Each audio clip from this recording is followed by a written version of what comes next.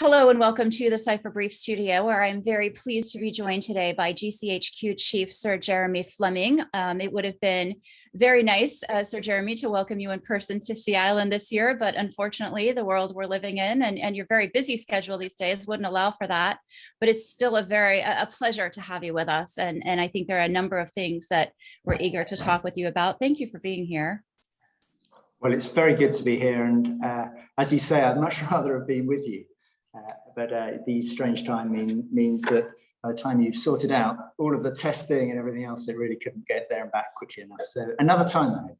You know, the focus of this conference is really to provide valuable and constructive opportunities for the public and private sector to engage. So I thought there's no better person to talk to than you as head of GCHQ, and a mission that really has been quite successful in bringing the public and private sectors together. But the threats are changing and technology is moving at such a rapid pace that we're all talking about how this is going to impact future national security. So I thought we might start off with a very simple question of, you know, the world has changed quite a bit since you've taken the helm at GCHQ in 2017. How are you seeing that impact GCHQ's mission? And why don't we just start there? Well, it's a great opening question. Let me see if I can lay down some pointers for where we might explore further in the conversation. But GCHQ is roots 102 years now as a spy agency. But if you look at the agency we are today, then yes, we collect intelligence, and we're one of the few global intelligence agencies. But we're now public facing. In the National Cybersecurity Centre is part of GCHQ's mission, and that public facing responsibility to try and make the UK a really safe place to live and do business online means that we have to be different. To partner in different ways, we have to operate at different levels of classification, we have to engage the public, business and our international allies in different ways. And that has been a complete sea change in how we see ourselves as and organise everything from the numbers of us that are declared to be able to talk in public, right through to the technologies we're using to engage with the public and to reduce the threat. So it feels like a very different place than just 4.5 years ago.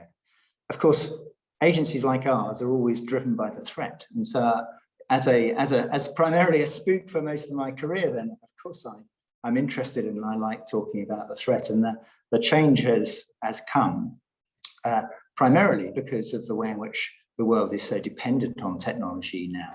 But perhaps more importantly, because of the way in which threats manifest themselves. And it is the case that in every area of life, then you are much more aware of the way in which cyber plays out. Here in the UK, the crime you're most likely to suffer is a cyber crime. And we're not set up to deal with that. If you're in a boardroom, then the risk that is very close to the top of your risk register, if not at the top of your risk register, is likely to be a cyber risk now. And if you are thinking about international alliances and partnerships, and you're thinking about where our future prosperity comes from, then you're going to be worried about the way in which those who seek to do us harm are shaping the world in their image. And so there's a if you like, a convergence of the threats, the technology, and the way in which that affects all of our lives. That means that we have to run really hard, not just to keep up with all of that, but to try and get ahead of it. We've been talking a lot here about ransomware and the very real impact that ransomware has, not only on businesses, but as part of the greater economy on national security as well. It's fair to say that contesting ransomware attacks in cyberspace has not been hugely successful. Everyone is trying to figure out how to deal with this more effectively. Are the things that you've learned there that you feel like may give you ideas on how this threat is evolving in the future and what better ways there might be to contest it? On the diplomatic side, we've seen sanctions that haven't been hugely effective. Are there other things we're not considering? Yeah, well, one of the reasons I'm not with you is that I haven't been able to take part in the broader conversations that you've had. I know that Jen Easterly will have been talking to you earlier, and of course she's at the forefront of thinking about how you respond to that in the States, and we're very pleased to be able to partner with her and the other US agencies as you think about this. But the lessons we get from ransomware are firstly, I think that the reason it is proliferating, we've seen twice as many attacks this year as last year in the UK, but the reason it's proliferating is because it works. You know, it just pays. Criminals are making very good money from it, and are often feeling that that's largely uncontested. And as international players here, as intelligence organisations, and for those of you present as well, in law enforcement organisations, we've got to get our head around what this means. And we have, up until quite recently, left a lot of this playing space to those criminal actors to well, in effect, to proliferate and to make a lot of money. But the second lesson is, you know, it's not rocket science to defend against this sort of stuff. We know that if you do fairly basic cyber security, if you are really clear at an organizational level about the things that you most need to protect, and if you are very diligent in implementing the guidance of your cybersecurity professionals and your technology partners, then you're going to protect yourself, or at least make you harder than competitors, and therefore you won't be as much of a target. Okay, let's talk about China. China and Russia are other two issues we've spent quite a bit of time focused on lately. What is the top priority for you right now, given the threat that China poses in the cyber realm in particular? No one on this call thinks that you can close your eyes and ears to the rise of China. So China's rise is a fact of life, and it's altering the geopolitics in the region and the world. And so we all need to sit up and pay attention to that. And I think policymakers, commentators, academia, the media have all understood that now. In fact, that's one of the real takeaways from this period during the pandemic. That's brought that very much front and centre.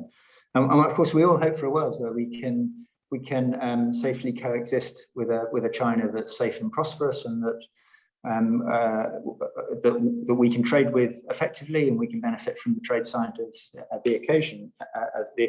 And so the upsides from the relationship, I think we've probably all as nations, the US as well as us here in Europe, have benefited from over the last several decades. But the question is, where does that go? And of course, we have entered a new era of really strong geopolitical competition, where the threat feels much more real from China, and China as an organising feature, if you like, of how we think about relationships and trade as well as security. That's definitely here to stay. When China oversteps the mark, then the UK has been pretty quick to call that out.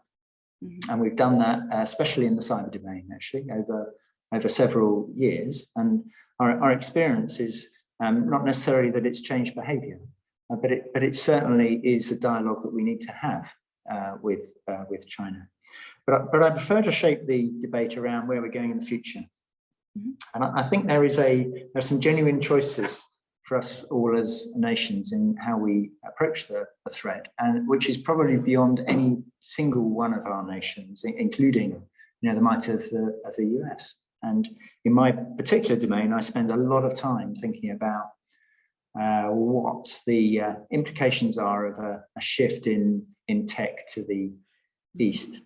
Now that's not all about China. It's primarily about China, but it's not about China. It's about the Indo-Pacific region. And I have talked in public about what I call a moment of reckoning, and that the moment of reckoning is, at least in the way that I think about it, when we have an opportunity to come together as like-minded Western liberal nations to make sure that the technologies upon which we all rely encompass our values, are secure by design, have been subject to the standards and the regulations that we approve of, because we think that they do promote our prosperity and our values. And if we don't, then, you know, we are entering a period where, as one actually American leader said to me quite recently, if you think that the changes we've seen from coronavirus are significant, wait till you see the way in which machine learning and AI is going to affect our labour markets. And I know we're all thinking about this, but those smart city projects that are all getting off the stocks now, those data center and cable projects, we know are already down there or are about to be delivered. The way in which data as a commodity has so come to the fore. If we don't get our heads around all of those trends, then it won't be a Western, largely in the past American Silicon Valley type model. It's going to be a very, very different model. And final word on that, none of us, of course, on this call are, I think, naive enough to think that there was ever a nirvana where this was all perfectly simple. There was probably a single internet right at the point when Vint Cerf and Bob Kahn and others were designing it. But pretty soon after that, it was a proliferation of technologies and domains and approaches. And we definitely have a very complex set of internets and technologies today. And so it's not a straightforward task to bring order to that. But I think we've got to try or at least work out where we most care. Yeah, and I think, you touched on AI, which is obviously so important, and we're going to be talking even more about that during this conference. But a former senior Pentagon official made some headlines recently, I think, by telling the Financial Times that China has already won the AI battle. It's obviously a bit pessimistic, and I wouldn't expect you to share that view. But I would follow up with a question by saying, some people do believe this. How do you feel about it? And do you think there are some steps that should be taken by Western countries and those countries that share a certain set of values more quickly than things are perhaps developing right now? Yeah, well, I don't subscribe to that, actually. but I think it's a helpful device to get people to think about where you could get to. It's very, very useful in reflecting on where we've come to think about, if you like, the stages of the threat we face. And I think probably if I was to paraphrase some of the media commentary about the threat that was posed, then quite a lot of that was situated in the, you need to safeguard your core secrets and your IP because it will be stolen. Yes. And of course, there's some of that's gone on. Historically, it's gone on, and I'm sure it's still going on today. But of course, we're faced with a set of adversaries now that have invested very heavily in their own research, have made major investments in skills, have procured capabilities in a perfectly legitimate way globally, and have won the trade battle because their products have been pretty good. And so when you're thinking about where we need to go on AI, then we've got to think about it with that sort of backdrop. And China, by more or less any measure, is doing well in development of AI capabilities. But so are some other countries. And what we have to hang on to, I think, is that it is our and I keep saying this, but it is our Western democratic liberal way of doing this, which it becomes a market differentiator. It becomes a different offer.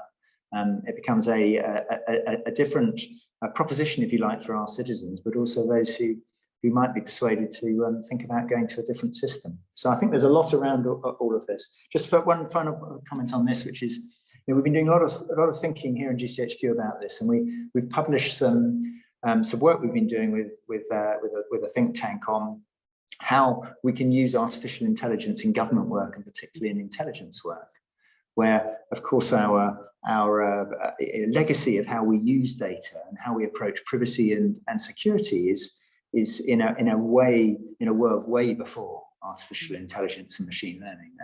And what we're trying to say is that there is a way of doing this work which has our values and systems to the fore, but which allows us to take advantage of those capabilities to safely keep the country safe, to connect up our citizens, to make sure that we're working with our allies. And there's loads in that, and I wish that there was a broader public debate about this, actually. But let's just touch on two more things here before we let you go. One is, you brought up the importance of alliances. We've talked about the Five Eyes, how important that has become, and how technology is impacting that relationship. What can you tell us about that, about how technology is impacting the work of the Five Eyes, and then how the Five Eyes can turn around and share some of that information with other countries that aren't included in that group? Yeah. Well, it's a good question. So Five Eyes, bedrock of security for several generations. And I'm extremely proud to have always to have featured in my career, 30 years in intelligence. And as I sit here in GCHQ, of course, the relationships we have with our American partners and our Australian, Canadian, New Zealanders have never been more important. And there's life in the old alliance yet, I'd say. But it's never been an exclusive relationship. So it's never been a relationship where we've sat down and said, right, we're going to do everything at 5. We can only do things at 5. And it's a relationship of like-minded nations who have mostly shared the same objectives, not always, but mostly shared the same objectives. Definitely have shared the same core values, and who have operated together bilaterally or severally, or very occasionally at 5. I mean, the recent history in our work on counterterrorism is sort of the exception rather than the rule, actually, because it's because of the way in which that threat has manifested itself. And so as we look forward, then of course we need to make sure that alliance is bang up to date, and that it is doing the things that we know we can do to safeguard each other's countries. And the good news for me is that it absolutely is. Mm-hmm. You know, it is of course really interesting to us in the UK that we're the only non-Pacific nation. Mm-hmm. Doesn't mean within the Five Eyes.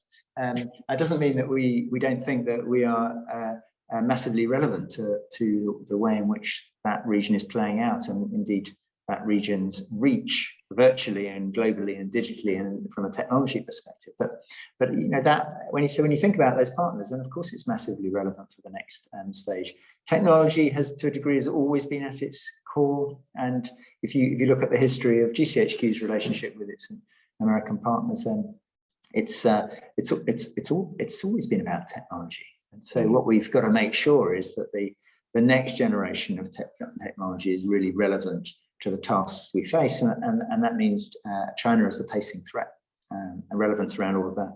Now, the second bit of your question was, what can we do to spread that? And in the same way that Five Eyes has never been exclusive, then none of us have been, you know, only faithful to the Five Eyes. Mm-hmm. So we have this broad network of relationships, whether it's for us in Europe or in the parts of the world where the UK has always had a presence, or it's for the US as you look to the Pacific and beyond, or Australia as it looks up, or Canada as it looks up to, you know, you can go through the entire list here. And I think if there is a task for us to do, is to make sure that when we stand back from that new lattice of relationships, that it really looks like it's fit for purpose for the next generation of threats that we face. And that probably means some different types of tests. And probably for the first time, it means reaching into some of these resilience and cybersecurity issues with which you've been preoccupied today. And I know that Cipher Brief has spent a lot of time talking. Yeah. So, all right, let's get in closing here. Let's get your thoughts for the future. Where are the strengths that need to be built on immediately, and where are the biggest challenges?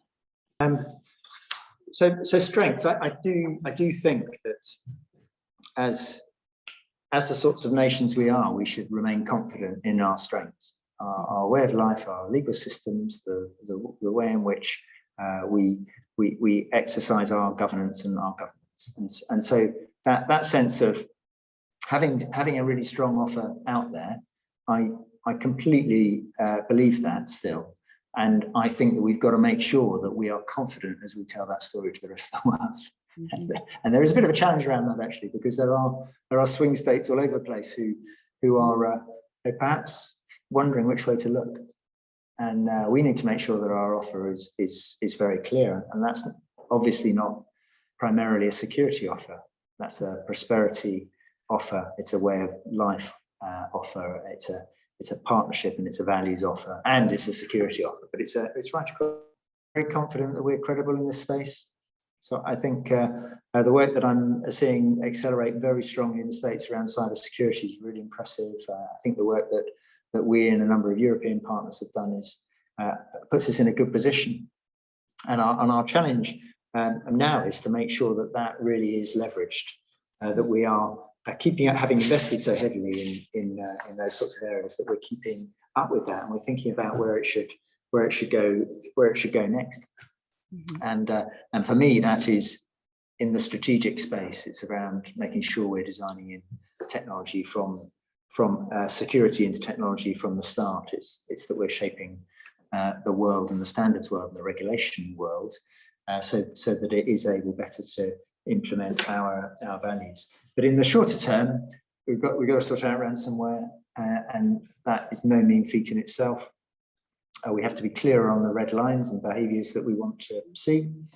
We've got to go after those links between criminal actors and state actors, and impose cost where we see that, and beyond that, I think we've got to make sure that we're doing all we can to de-simplify this and to take as much of it out of the hands of citizens as we can, so that they can enjoy living in a safe and secure online world. And when that happens, of course, that'll make them more prosperous too. So there are a range of challenges around here. I'm not gloomy about the threat environment. So maybe I should finish there. I don't subscribe to the it's the worst it's ever been, the world's going to end argument.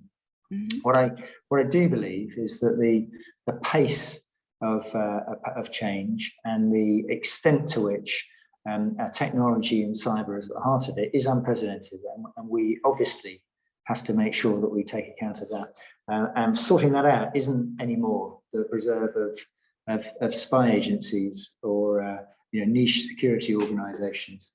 It's a genuine public, private, and international partnership, and getting that right is probably the single most important thing we could do. Mm-hmm. So Jeremy Fleming, I want to thank you so much for taking the time to share your thoughts with us. I think this is a very important forum, and we appreciate your engagement, and we're looking forward to welcoming you in person next year. Thank you. Well, I've loved speaking to you, and I'm sure the conference is a great success. So next year.